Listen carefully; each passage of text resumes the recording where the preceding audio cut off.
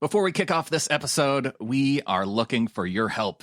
You can help nominate the Seahawkers podcast for the 15th annual People's Choice Podcast Awards by going to podcastawards.com. Click the text that says, "Click me to nominate my favorite podcasts," and select the Seahawkers podcast in the sports category. That's up at podcastawards.com. Please be sure and get your nominations in by 6 p.m. Pacific time on July 31st. That's up at podcastawards.com. This is the Seahawkers podcast. I'm Brandon Schultz, and we have some breaking news on Saturday.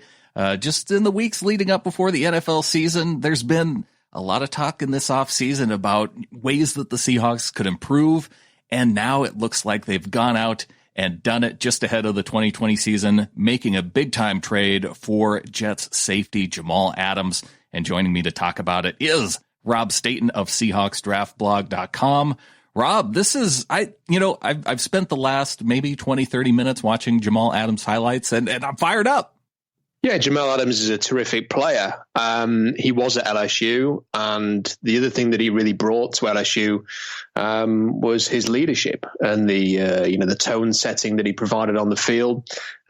He's like an alpha male, and it's something the Seahawks have perhaps lacked a little bit over the last few years. Since the reset, they've been trying to find guys who could come in and provide some intensity and an edge, and some of the guys that they've brought in to do that haven't been able to deliver.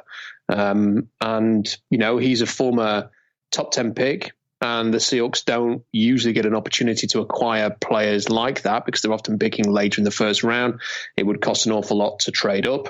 So they've acquired a really talented player at a good age. I think I'm right in saying he doesn't turn 25 until October. So, you generally, I think LJ Collier was about that age when they drafted him. So, Sure. They're getting a player with, you would hope if he can stay healthy, then you're looking at, at least 6 years maybe of a career that you can feel pretty good about. And, I have thought for a while this year, especially since coronavirus struck, that it might be a good thing to trade a 2021 first round pick, just because I don't know what kind of a college season we're going to have. Even if we have one, is it going to be the right kind of situation to be able to evaluate players and then make a sound decision on who could come in? What kind of a position are some of these rookies going to be in to come into the league next year? Are they going to have a proper process with a proper combine and stuff like that? I mean, we just don't know where we're going to be next March, April time.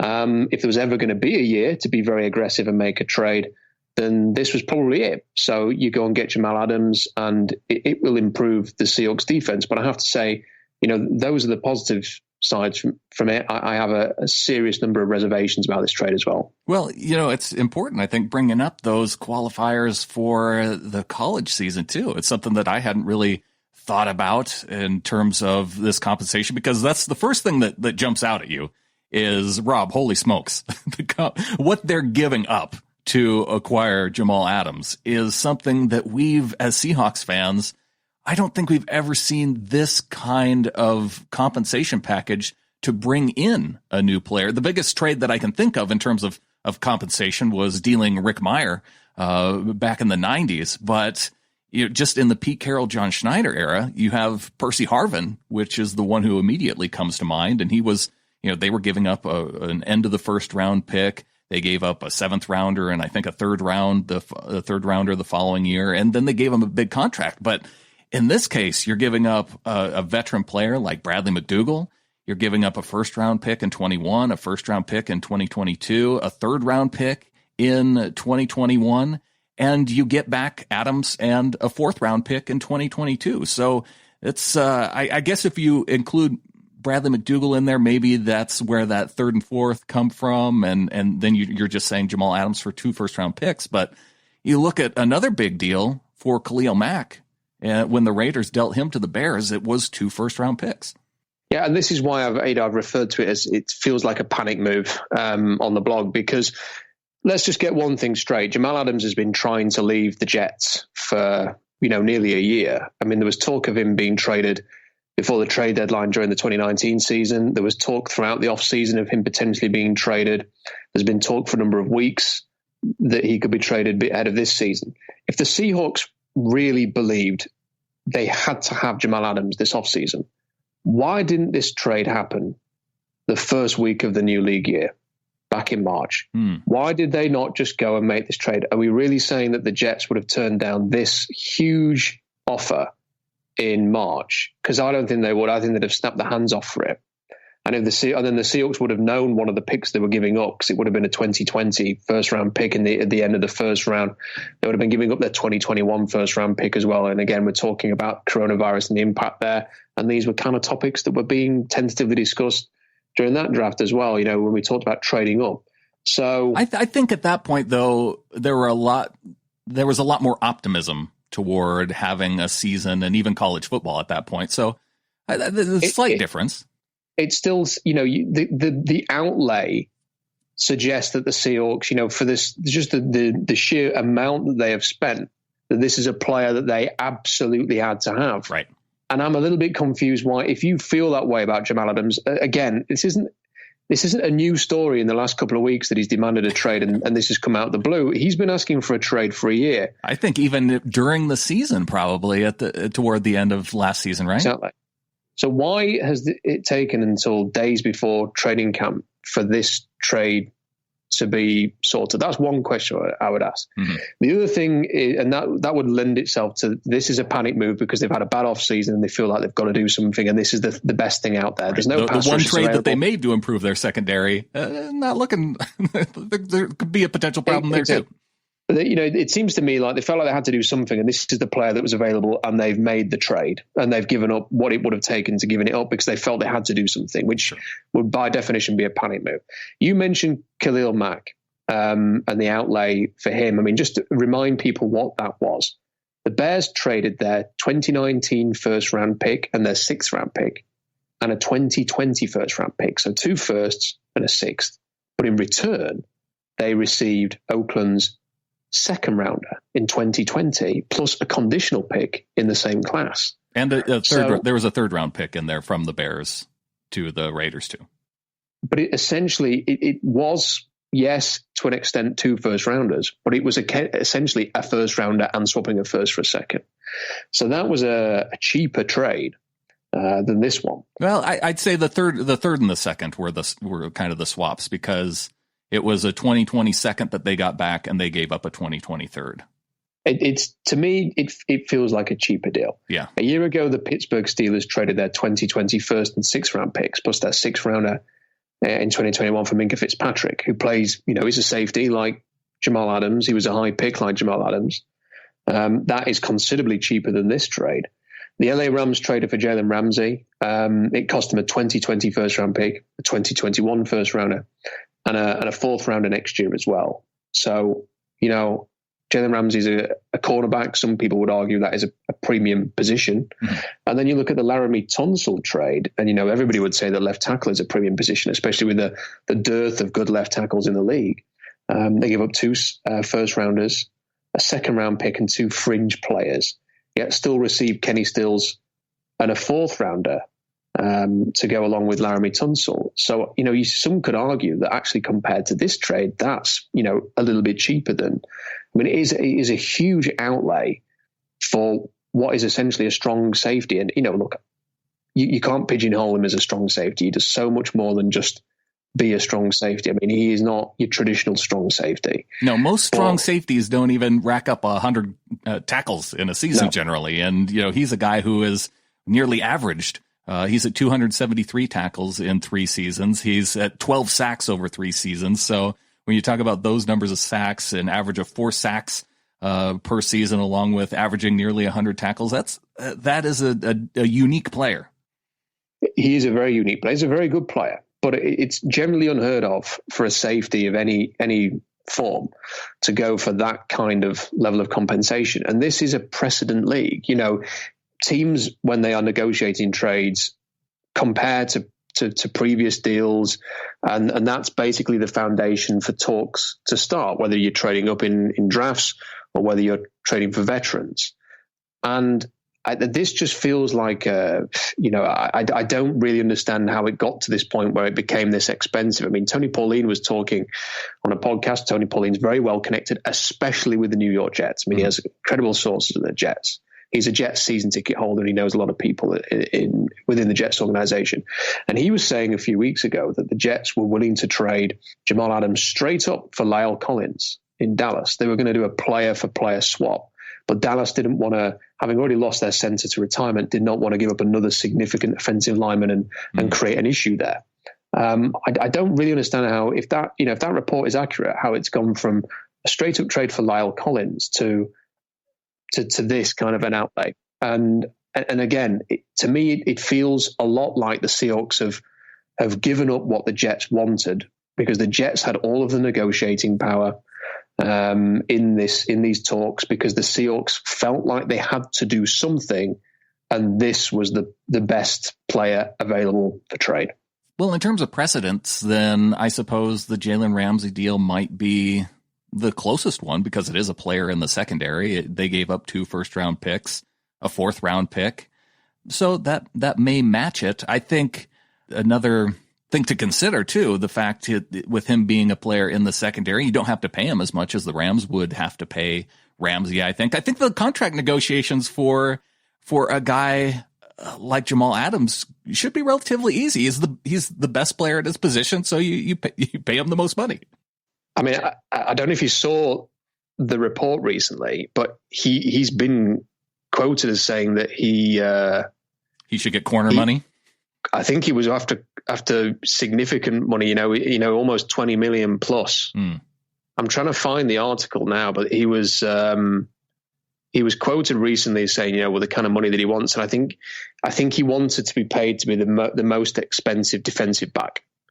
So you're looking at Byron Jones, who was signed with Miami. I think his deal is about $18.5 million.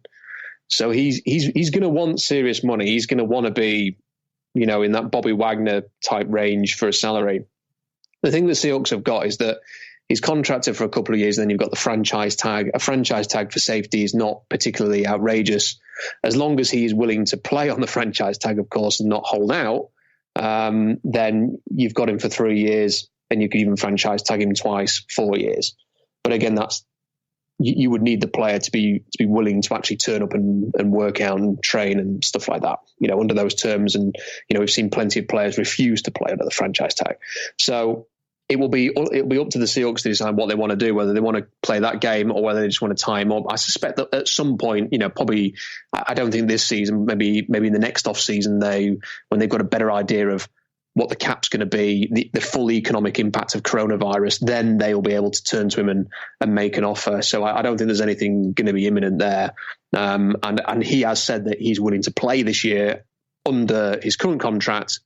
He just didn't want to play under his current contract in New York. So, well, let's talk about that contract for a second, because it's not going to impact the Seahawks salary cap really at all this year. In 2020, he is a $3,500,000 cap hit. And when you consider the fact that Bradley McDougald is now going to the Jets, let's see, McDougald is set to make $4 million under the cap. So they actually make like $400,000 in cap savings with this trade this year. Yeah, it's pretty much a wash, in terms of the cap situation for this year. Of course, they didn't have a great deal of cap space before this trade anyway. I mean, right. You were talking about $5 million, I think. Because, and a lot of people have been tweeting saying they've got 10 million or they've got 13 million or whatever. No, they haven't signed most of their rookie class yet. I think there's a couple of players who have signed, unless I'm mistaken. There's a couple of guys. That's it. Yeah, so it's just Parkinson and Swain are the only two under contract right now. So the rest of those guys are going to cost, and including your first 2 picks, you've got a first, second, and third rounder who are unsigned, who are going to come off, going to take money off the cap. You've got to save money for your practice squad and your injured reserve as well. And you always like to have a little bit of wiggle room, because if you need to sign someone during the season, then you need to be able to do that. So, they don't have a lot of money left. And, this is the thing, I'm looking at Twitter, and look, I know Twitter's it's the wrong place to go on a night like this, because you get extremes. I could go on, I've already voiced some concerns or raised some reservations about the trade because of the cost. And the reaction is, what kind of a fan are you if you can't get excited about this? The Seahawks are trying to win a Super Bowl. It's great. But, I think you kind of have to analyze a trade. If you want to just be a fan and say it's great because you like big name players and this is a big name player, then that's fine. No one's going to dismiss that. There's nothing wrong with just being a great Seahawks fan about it and just enjoying the excitement of a huge trade. No one should diminish that. But you also, there are some people who like to analyze it, and the cost. The other thing to think about is, the outlay. You might as well include Marquise Blair's second round pick in the outlay of this trade. Because how on earth is Marquise Blair making the team now? I mean, Jamal Adams is not a free safety. Quandre Diggs is a free safety. What is Marquise Blair? Is that a write-off? Is that pick a write-off after 1 year? Well, it does say something that they were willing to trade, or that the Jets accepted in compensation, McDougal versus sending a player like Marquise Blair, because they may have had some interest in Blair, and they said, well, we'll just up the draft compensation to keep Blair and send McDougal. No, I think Blair would have cost the Seahawks money to trade him because he's only a year into his deal, so it would have probably cost them $1 million or $2 million. Right. This has the cap, so this offsets the cap. The dead cap hit is not realistic to trade a player after 1 year. So, and you save $4 million with McDougal. McDougal's a lot older.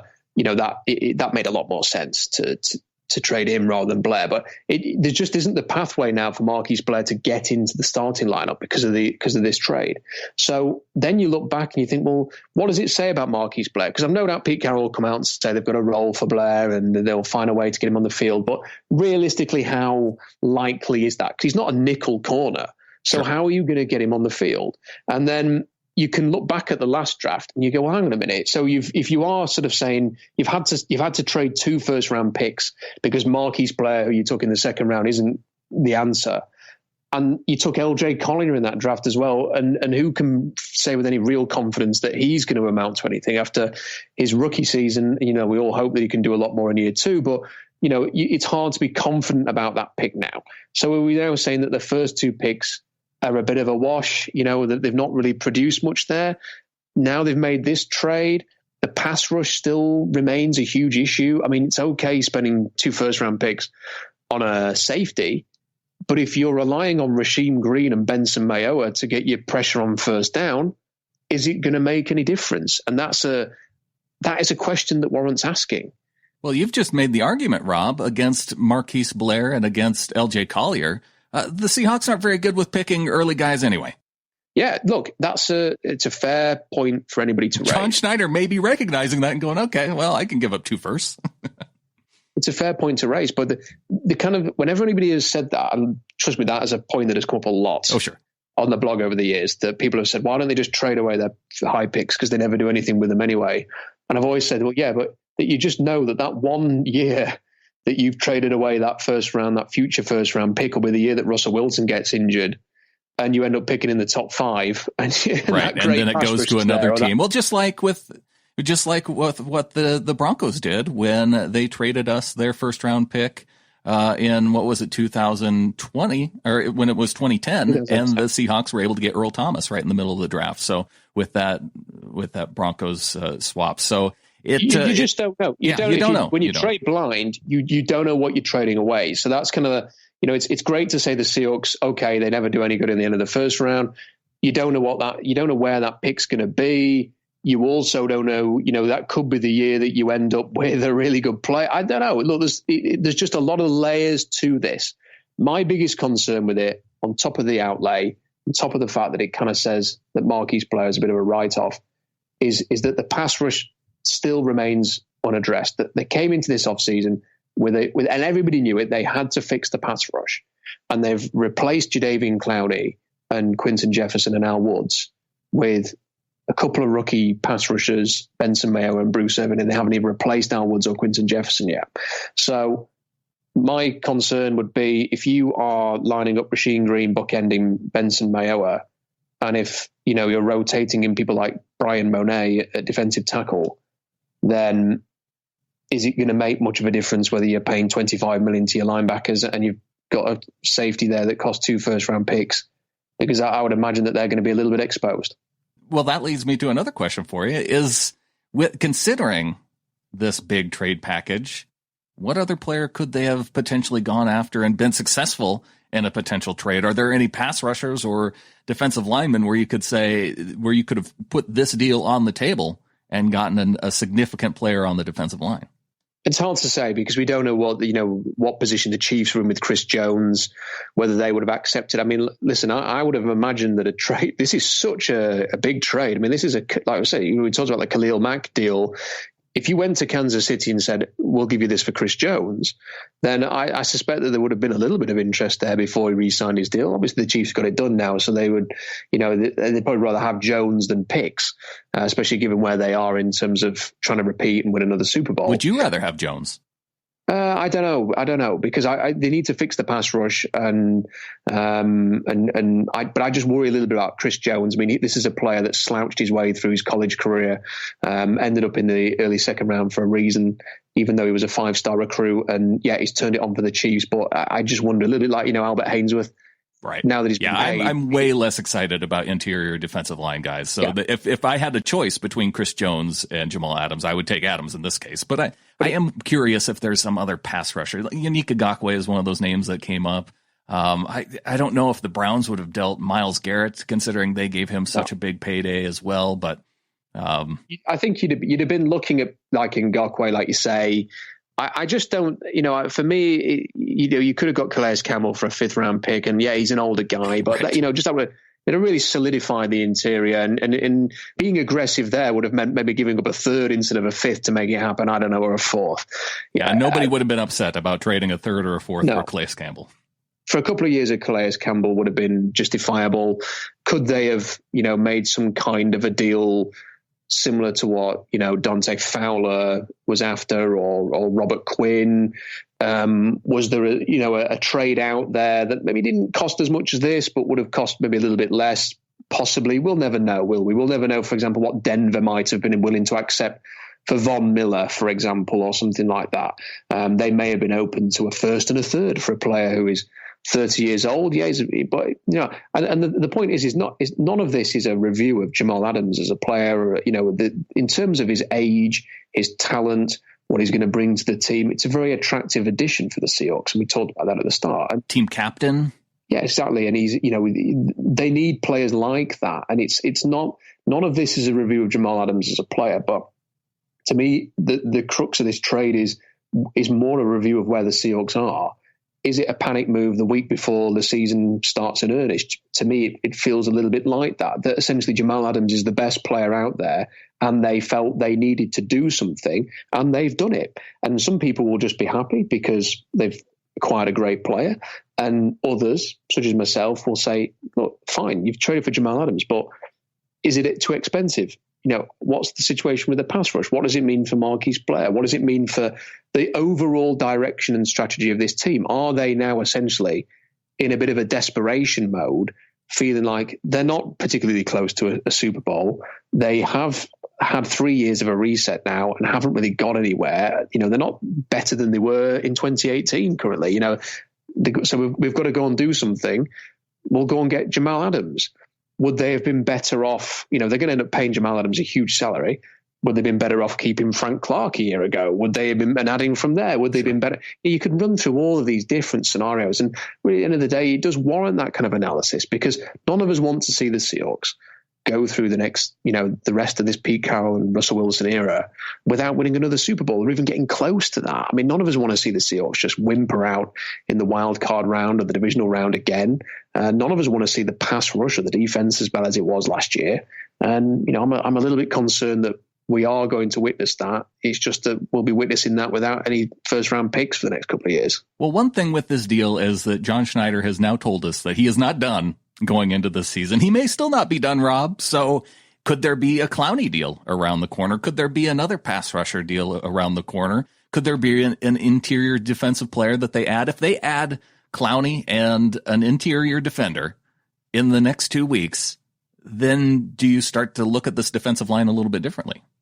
Oh, of course, absolutely. I mean, if they were to bring in Jadeveon Clowney, and then you're saying it's Jadeveon Clowney on one side with, Mayowa and Irvin and Taylor rotating on the other side, that's a completely different prospect. And, if Taylor ever amounts to anything, then, you've potentially got a really good bookend there. So, yes, I mean, that changes a lot. And they have to sign a defensive tackle, because it's just a numbers game more than anything else. I mean, they have Jaron Reed and Poona Ford, and then you're getting into DeMarcus Christmas, who didn't play a snap last year because of injury, and Brian Manet. Yes, the interior defense is looking, in terms of depth, not great. And this is a position that you rotate a lot. I mean, this is, in a game, you don't have your defensive tackles playing every snap. It would only take Reed or Ford or both to get an injury, and then you're in a crisis point. So They need another defensive tackle. I mean, they have to replace the body space that Al Woods has left. So that has to come in. There are some options there.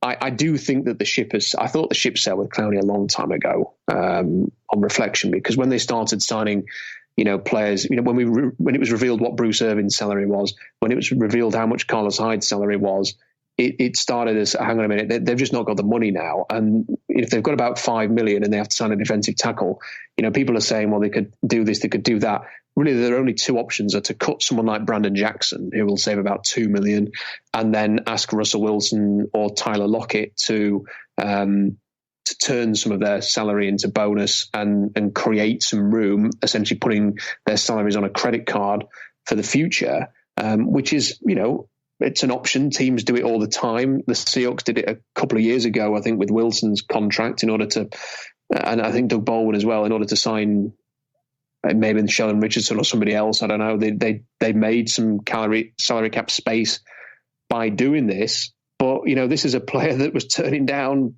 apparently 15, 16 million a year, a few weeks ago. Is he now going to say, well, I made a huge mistake, I will take a $6 million contract? It just seems... You'd almost think he's more likely to just say, I'm going to sit out the season rather than having got this far, is he really going to accept any deal now? That's the question I would ask. So I think they've made the bed with the pass rush. And I think it's now a case of, can they get a defensive tackle at a cheap cost, which enables them to, go and get Josh Gordon or Antonio Brown or somebody, whoever else it is that they're thinking of signing. Well, if I were KJ Wright, I would be a little bit nervous in terms of where my salary is at going into the season at this point, especially with McDougal having left now. Jaron Reed, though, he's still number 91, so they haven't given up necessarily. We heard when Reed was saying, hey, I'm getting my number 90 back, and it sounded like, hey, maybe not so fast. I guess I'm still not ready to give it up at this point. Yeah, I think the thing with KJ Wright is, it would be a completely classless move on behalf of the Seahawks to do it now. I mean, they could have cut KJ Wright right at the start of the offseason and saved $7.5 million. And by not doing that, they've cost themselves $1 million for a start. So it wouldn't make financial sense to do it now as opposed to much earlier in the year. And there's other ways that you could go about it too. You could sign him to an extension and probably save yourself some cap space that way too. I think that's probably unlikely, given they've just spent a first-round pick on a linebacker. But they cut Justin Britt and DJ Fluker like a couple of days after the draft, if memory serves. Right. And if there was a time, the last possible point where they were going to say to KJ Wright, we're going to move on, was 3 days after you draft a first-round linebacker, and you cut two other guys, including one guy who's been a club stalwart for a number of years, for 6 years. So I think if KJ Wright was going, it would have happened then. I mean, it would make no sense to do it now. So I think he's pretty safe on his salary, which means they are going to spend $25 million on two linebackers this year, and that's not even including the first-round pick. So, that they've put a huge investment in there. They could pick at some of the guys that they've signed, on tenders. It'd be very easy to create about $11 million, but then you'd just be hacking away at your depth. So you'd just say you could get rid of Jackson, you could get rid of Hollister, you could get rid of David Moore, you could get rid of, a couple of other guys, Joey Hunt, people like that. But then you'd have to replace Hunt unless you really believe Ethan Posic's a center that you can rely on as a backup. You'd have to replace David Moore. Okay, maybe do it with Josh Gordon. But again, they've having tendered all these guys in the first place. It would be a bit unusual now to just sort of remove about 4 or 5 players from the roster. I mean, look, I'm saying all this. This is an instant reaction podcast, right. Brandon. And do you know what? As I was speaking, I was thinking, yeah, but they've got to get the roster down to 80. And the cap situation is different because of, it's not a 90-man roster, it's an 80-man roster and stuff like that. Yeah. Maybe they'd be more inclined to remove a David Moore and get it down initially and then sign a Josh Gordon maybe for a minimum down the line. I don't know. But either way, And even a guy like Moore, if you did that, I suppose, I mean, it would be shrewd to cut him and then sign him back during the season, but I think that could be done. Yeah. So that there are some options to create some extra room. But again, if the Seahawks had $20 million to spend right now, I would say get Clowney inked to a contract today. But they don't. They have about $5 million, and they still need to sign a defensive tackle. Which let's say that Snacks Harrison or Brandon Mebane says I'll play for $3 million, which is about what you'd expect. That leaves you with $2 million. I mean, how are you going to come together with a package that would entice Jadeveon Clowney to come back? I mean, he was on about 7 or 8 with the Seahawks last year, but then Houston were topping up his deal. I mean, even to get back to what he was on last year would be a huge. You'd have to make a whopping saving. I mean, I just don't see the plausible routes to getting to that kind of money, which is why I think, unfortunately, when people like Brady Henderson were saying months ago, it's very unlikely Clowney's coming back now, that is probably true. And that's the issue that I have, really, is that, the Seahawks are going to go into next year, and how on earth are they going to create pressure? I want to make one quick point, because people have said, well, Jamal Adams, he sacks people. He got a load of sacks last year. He got more than the Seahawks or something, the top sacker last year. A lot of people have made this point, Brandon, and I think this is an important point, counter to that, to make. So Adams had 6.5 sacks for the Jets last year. He was playing for Greg Williams, who infamously described himself as Dr. Blitz a few years ago. Right. Which is just a ridiculous nickname to give yourself. I mean, like if somebody else... Well, you just don't give yourself nicknames. If someone called me Dr. Blitz, I go, do you mind not calling me that, please? It's not... I don't like that nickname. I prefer just to call me Greg. But he actually dubbed himself Dr. Blitz. So Adams blitzed 90 times during the 2019 season, which was the 9th most by any player at any position in the NFL. Oh, wow. Baltimore's Chuck Clark in a similar scheme was the only safety in the entire league who blitzed at a similar rate. And Baltimore's and Williams' defense, they're very blitz heavy. So that's the kind of scheme that is the complete opposite of what the Seahawks run. In comparison, Bradley McDougald in Seattle blitzed 21 times. So that was 69 less than Jamal Adams. Even Bobby Wagner only blitzed 71 times last year compared to Adams' 90. So, in Seattle's scheme, they are not going to ask Jamal Adams to go after the quarterback. I'm sorry. Greg Williams operates in a very different way to Pete Carroll. And, Cam Chancellor and Earl Thomas, do you know how many they had? Do you know how many sacks they had? I know Earl had 0. Yes. And so Earl Cam had 0. I'm going to say Cam had maybe 2. Cam had 2, correct. So the 2 of them combined for 2 sacks in their Seahawks career. Yeah. I mean, that's, anybody who thinks Jamal Adams is going to come in and suddenly stick 6, 7 sacks onto Seattle's list, I'm afraid is probably going to be disappointed. Well, I think even for a lot of Seahawks fans that look at this realistically, they look back at the past trades, the big trades the Seahawks have made, trading for Clowney. Go look at the Sheldon Richardson deal with the Jets where they gave up a 2nd round pick. There was the Percy Harvin deal where they gave up a 1st. There was the Jimmy Graham deal where they gave up a 1st. Traditionally, the Seahawks' big trades have not worked out super great. So I could see where there's maybe some pessimism involved. But there's also a place for us optimists who say this is the one that works out. I think it's, some of those are the trades. So when they traded for Harvin, they traded for Harvin just before they signed Bennett and Averill. And, 2013 felt like the year, didn't it? You think back to that time. Russell Wilson has emerged. You've just had the Atlanta playoff defeat. The Seahawks were a rising force in the NFL. And then the Harvin trade comes in right before the 2013 draft. You knew that the Seahawks had, I think it was pick 25 in that draft. So you knew exactly what you were giving up.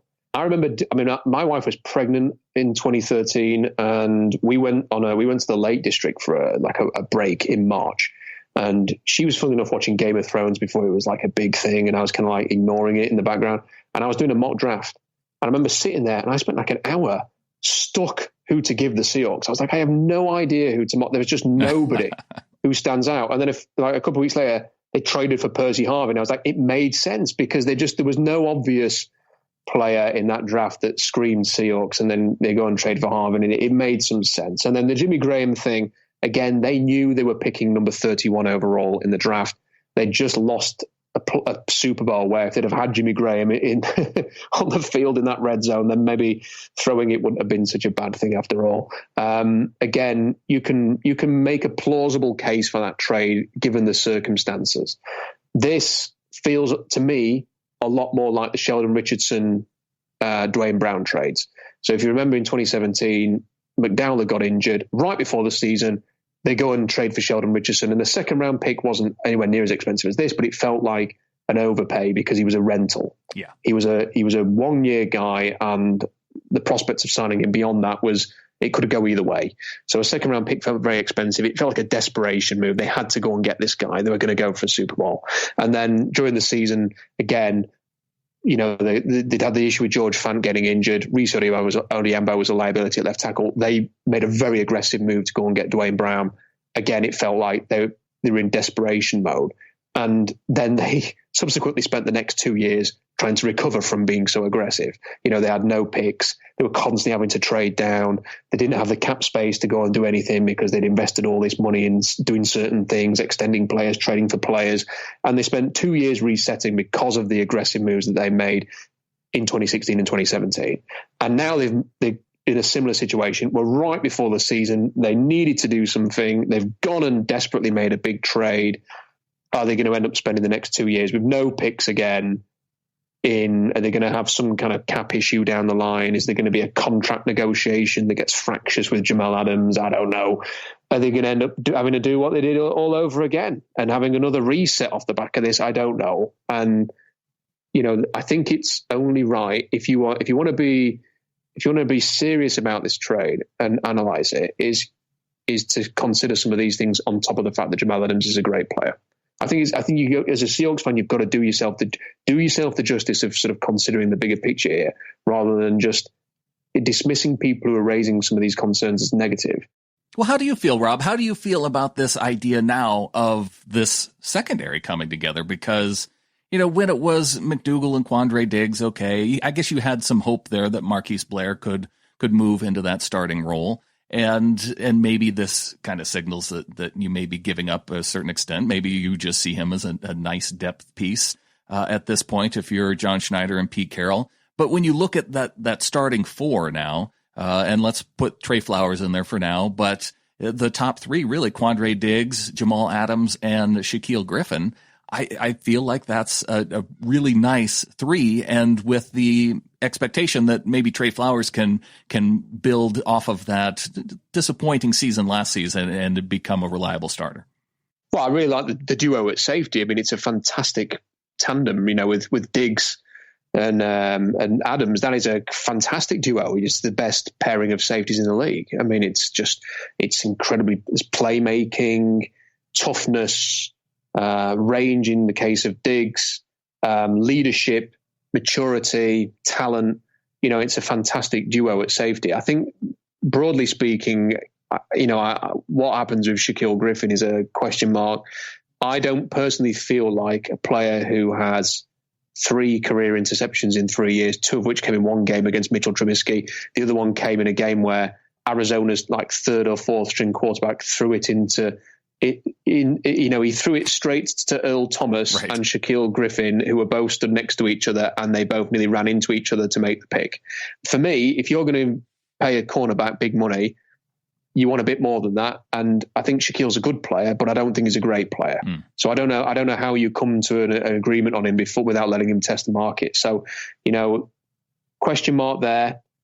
On the other side, who knows what can happen with Quinton Dunbar? That is just crazy, that situation. Trey Flowers has got a lot to prove this year. Whether Dunbar plays or not, he's got a lot to prove. So I think in terms of the overall secondary as a 4, you think amazing at safety, some question marks at cornerback, and then the other thing to throw in there is the nickel. What the heck are they going to do at nickel? Right. Because they haven't signed one. You know, it felt like inevitable that they would add somebody. or draft somebody who could do that. They've just completely ignored the position. Yeah. So that would you have suggest, to wonder, are they that excited about Ugo Amadi?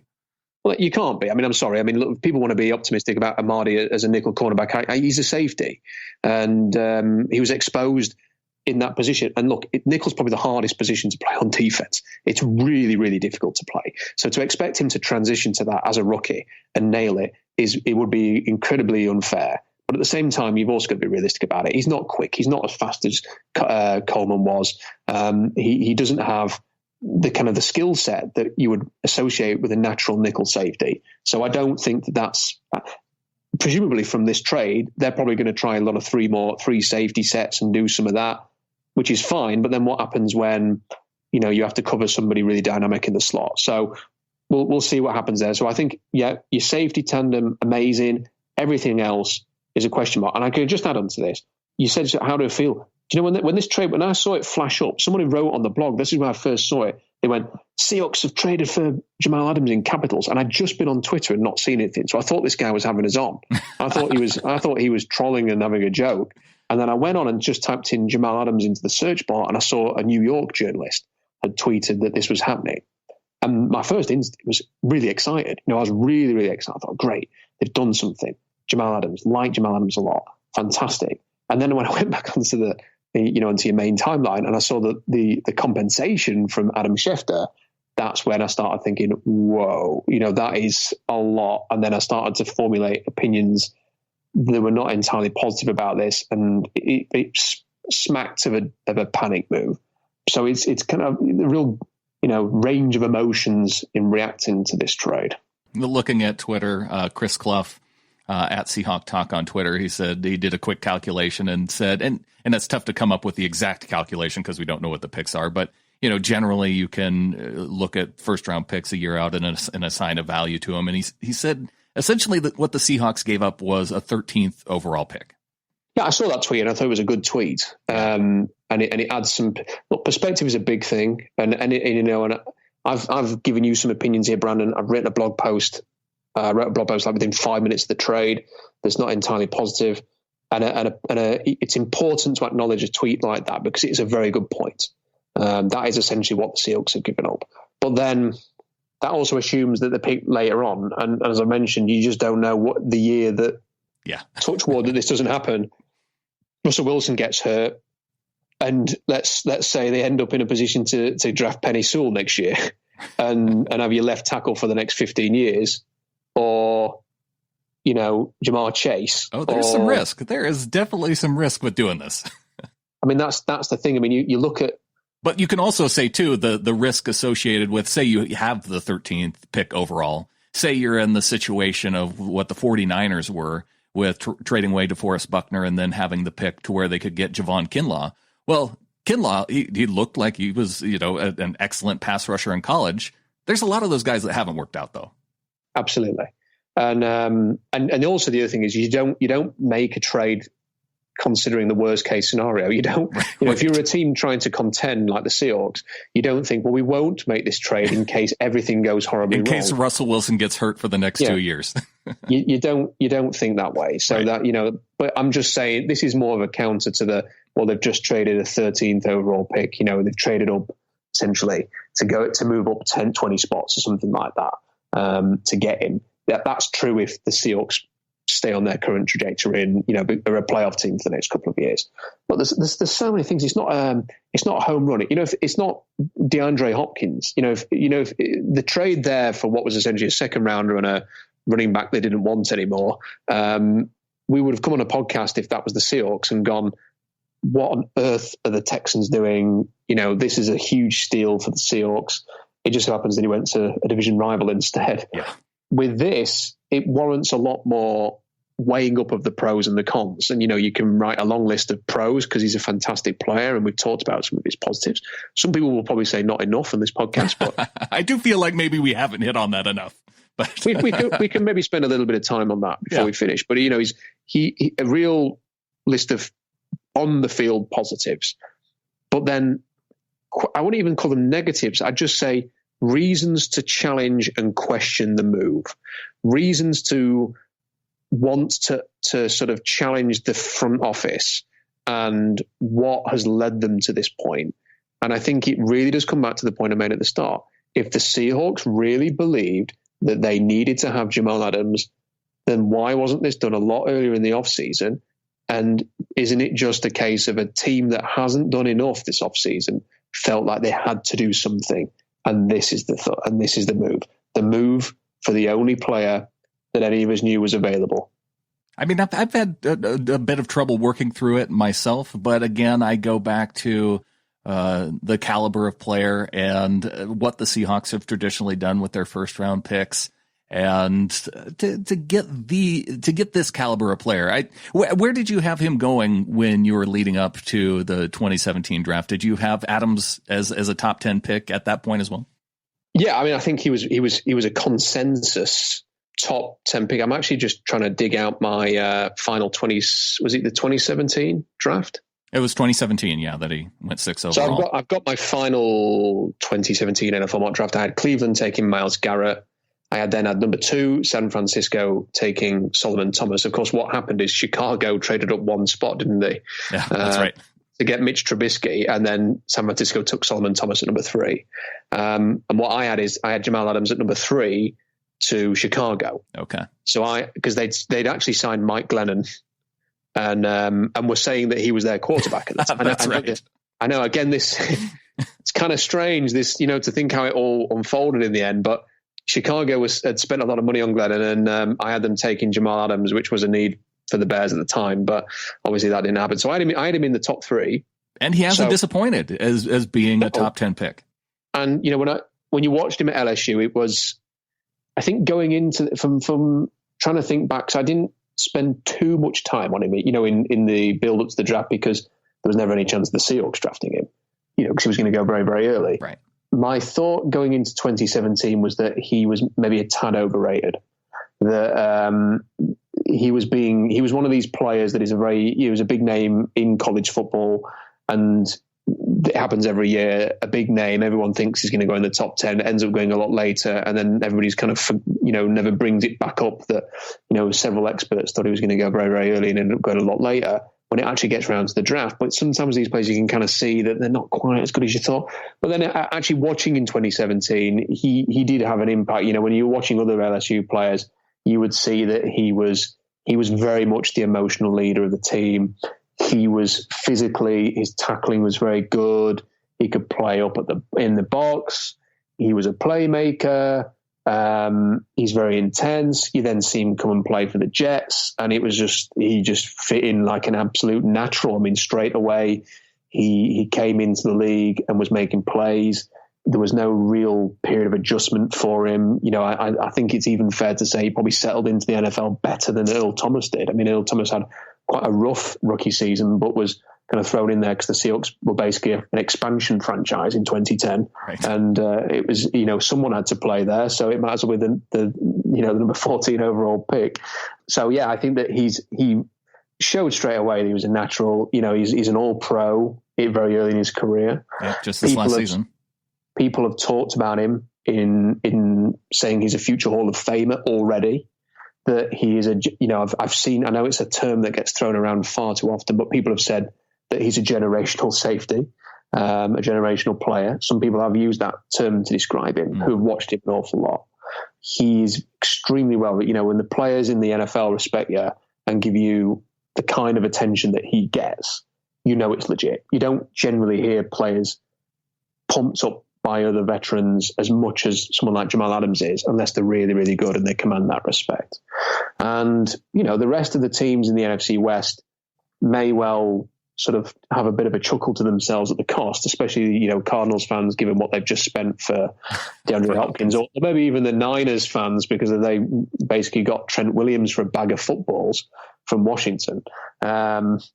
They may well have a little bit of a chuckle, but they'll also be thinking the Seahawks have just got a bit better because they've acquired Jamal Adams.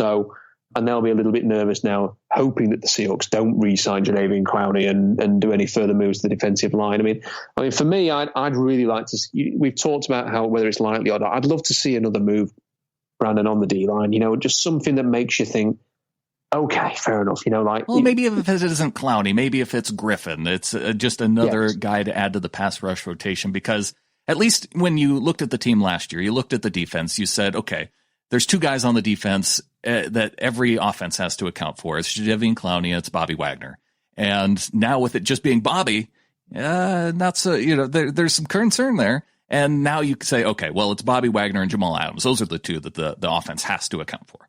And the thing about last year is in preseason, it was quite painful to watch Cassius Marsh, Barkevius Mingo, and Jacob Martin be your pass rush. And everyone was kind of hoping that Ziggy Ansah was going to be healthy, and there was kind of some optimism there. But, that soon disappeared into the right. into space, that he was going to be any kind of contributor in 2019. So it was desperate. And then when they brought in Clowney, it felt like, well, at least they've got somebody, and hopefully they can kind of patch it up with Ansah. And we've got a duo there, Clowney and Ansah. Hopefully that's going to be a solution for the Seahawks. And it obviously never proved to be quite that way because Ansah was so useless. You look at it now and you think, well, you're kind of like you're in the same kind of territory. You've got rookies, and hopefully Taylor can do something, but let's not put too much pressure on him. And you Mayo and Irvin and Rasheem Green and LJ Collier looks like a horrendous pass rush. I mean, there is a reason why PFF ranked the Seahawks 32nd in the NFL with their D-line this week. Right. And if they could just find a couple of guys or something, a defensive tackle and a Clowney or a Griffin or somebody, just to give themselves a shot there to create some pressure, then you don't need to be the Niners. You don't need 5 first-round picks on your defensive line to have a functioning defense. But you do need to be able to, in Seattle's scheme, rush with 4. Right. You do need to. You're not going to have a lot. You don't blitz a lot. You need to be able to throw 4 guys out there and get to the quarterback sometimes. And look, Bennett and Averill were never 20 sack guys. They were 9-10 sack guys that created a lot of pressure and helped bring everything else together. The Seahawks need that. I'm sorry, Benson Mayo and Bruce Irvin, they ain't going to do that. When the Seahawks are bringing everything together, those guys Mayo was like the red shirt guy for a year before he was cut. And Bruce Irvin was a Sam linebacker because he wasn't taking any snaps at defensive end. So they've got to find some guys there. And if they could just do that, then you start to say, well, they've got Clowney, and then they've got, linebackers. They've spent a lot on the linebackers, and you've got a couple of great safeties, and the cornerback position's never been a huge priority in Seattle's scheme. They've never really needed those huge, big money cornerbacks in there to make it tick. You could say that's a defense that's it. And all Russell Wilson needs is a supporting defense. He doesn't need the Legion of Boom necessarily these days. He just needs a defense that's not a liability. And if the Seahawks can get to a point where they don't have a liability at defense, then they've got a chance to do something, to make some noise. Of course, injuries make a big thing, and the O-line and how that shapes out is going to be big, and you've got to get Carson healthy, and you've got to keep your receiver. You could do a bit more receiver maybe, and that's it. And Wilson has to stay healthy, but they would have a chance. I think the problem is right now is it still looks incomplete to me. Yeah, you've made a big trade, but your number one off-season issue is still glaring, which is pass rush. Well, it will be something to watch and see if John Schneider continues to address the issues on defense in these next few weeks leading up to the season. Rob, really want to thank you for coming on. Folks need to check out SeahawksDraftBlog.com to check out your reaction there as well. And I'm sure we'll have the show here posted up on your site as well. Yeah, and hopefully there'll be some more news to come because it's now that we know there's training camp, now that we know there is a season scheduled and it's coming, it's on the horizon. It'd be really good to go into that season, as weird as it's going to be with no fans, believing that the Seahawks can win a Super Bowl. We'll be watching for it, Rob. Thanks again for coming on. Anytime.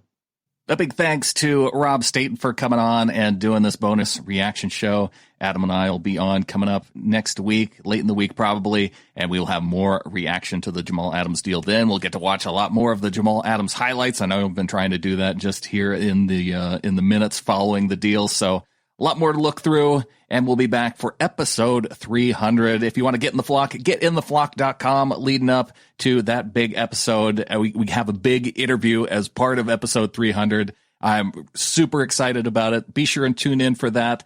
Seahawkerspodcast.com. Thanks once again to Rob Staton, to SeahawksDraftBlog.com, coming on this show and breaking down and talking about a lot of the concerns associated with such a big deal like this. We will be back later this week. Talk to you then. Go Hawks.